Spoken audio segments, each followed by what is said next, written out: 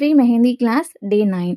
இன்னைக்கு அடுத்த 2 border designs பத்தி பார்க்க போறோம். இந்த மாதிரி உங்களுக்கு ஷார்ட்ஸ் ஃபார்ம்ல பார்க்க பிடிக்கல, லாங் வீடியோவா இருந்தா நல்லாயிருக்கும் அப்படின்னு யோசிக்கிறீங்கன்னா, இந்த ஷார்ட்ஸ் வரும்போது கண்டிப்பா நான் லாங் வீடியோ அப்லோட் பண்ணியிருப்பேன்.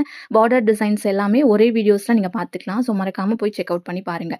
இந்த மாதிரி 4 லைன் போட்டுட்டு சென்டர் லைனை நல்லா போல்ட் பண்ணிக்கிறோம். கீழே ஒரு 1/2 இன்ச் கேப்ல வந்து ஒரு லைன் வந்து ட்ரா பண்ணுங்க.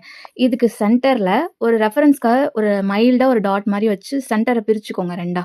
சென்டர்ல ஒரு லைன் வரைஞ்சு பிரிச்சுக்கிட்டு இந்த மாதிரி லீஃப் வந்து பக்கத்துல இருக்கிற மாதிரி மெலிசா வரைஞ்சுக்கோங்க. ஓகேவா? இந்த மாதிரி நல்லா அழகா இப்போ ஃபுல் ஏரியா கவர் ஆகணும். அந்த மாதிரி பார்த்துக்கோங்க. கேப் இல்லாம லீஃப் வந்து ஃபுல்லா இந்த மாதிரி வரைஞ்சிட்டு, அந்த லீஃபுக்கு அவுட்டர்ல சின்ன சின்ன கேப் இருக்கு இல்லையா? அதெல்லாம் இந்த மாதிரி நல்லா திக்கா ஃபில் பண்ணிடுங்க.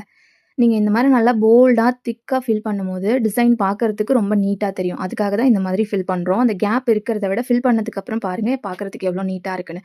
இந்த மாதிரி நல்லா திக்கா சுத்தி ஃபில் பண்ணிட்டீங்க அப்படின்னா பார்க்கறதுக்கு நல்லாயிருக்கும். இதை முடிச்சுட்டு லீஃபுக்கு உள்ள சின்ன சின்ன டாட் மாதிரி இந்த மாதிரி லைன் மாதிரி நீட்டி விடுங்க.